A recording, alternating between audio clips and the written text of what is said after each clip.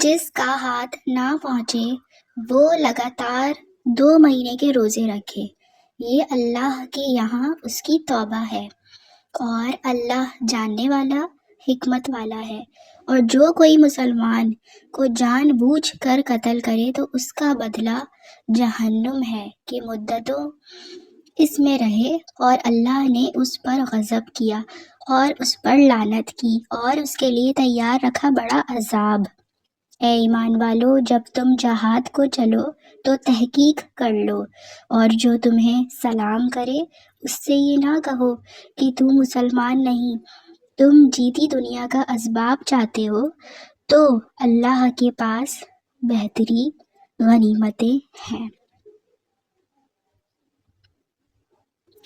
تو اللہ کے پاس بہتری غنیمتیں ہیں۔ پہلے تم بھی ایسے ہی تھے، پھر اللہ نے تم پر احسان کیا تو تم پر تحقیق کرنا لازم ہے۔ بے شک اللہ کو تمہارے کاموں کی خبر ہے۔ برابر نہیں وہ مسلمان کہ بے عذر جہاد سے بیٹھ رہیں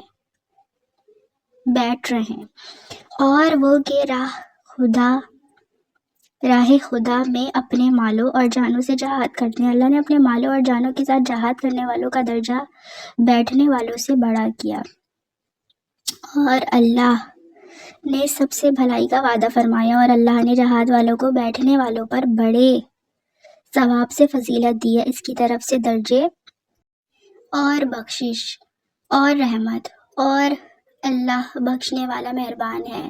وہ لوگ جن کی جان فرشتے نکالتے ہیں اس حال میں کہ وہ اپنے اوپر ظلم کرتے تھے، ان سے فرشتے کہتے ہیں تم کاہے میں تھے؟ کہتے ہیں کہ ہم زمین میں کمزور تھے۔ کہتے ہیں کیا اللہ کی زمین کشادہ نہ تھی؟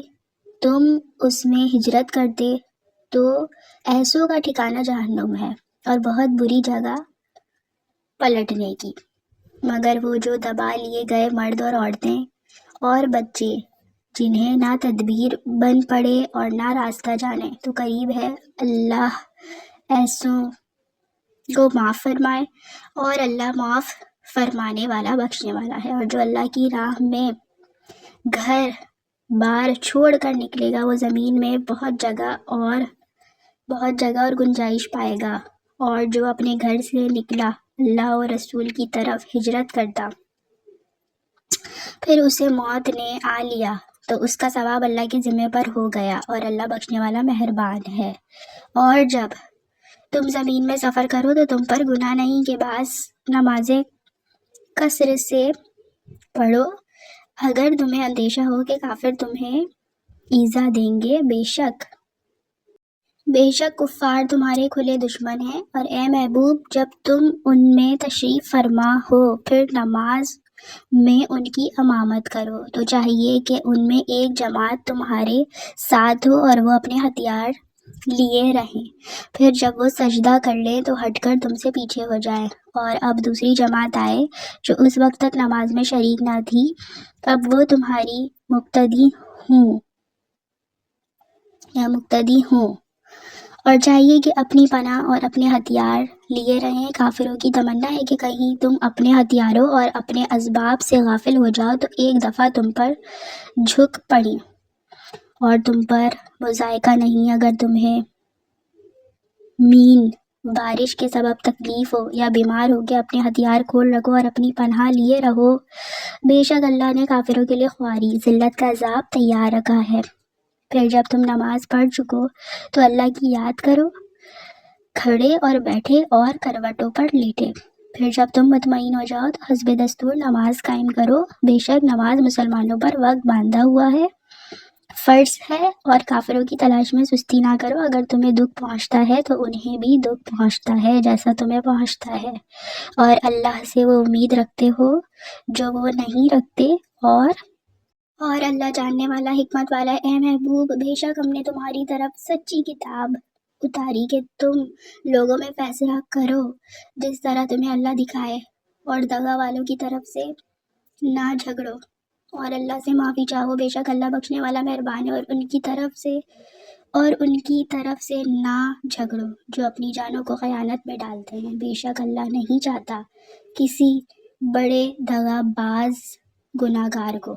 آدمیوں سے چھپتے ہیں اور اللہ سے نہیں چھپتے، اور اللہ ان کے پاس ہے جس دل میں وہ بات تجویز کرتے ہیں جو اللہ کو ناپسند ہے، اور اللہ ان کاموں کو گھیرے ہوئے ہیں، اور اللہ ان کے کاموں کو گھیرے ہوئے ہیں۔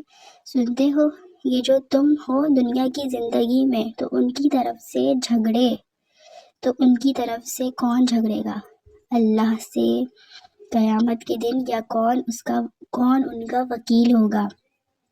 اور جو کوئی برائی اپنی جان پر ظلم کرے پھر اللہ سے بخشش چاہے تو اللہ کو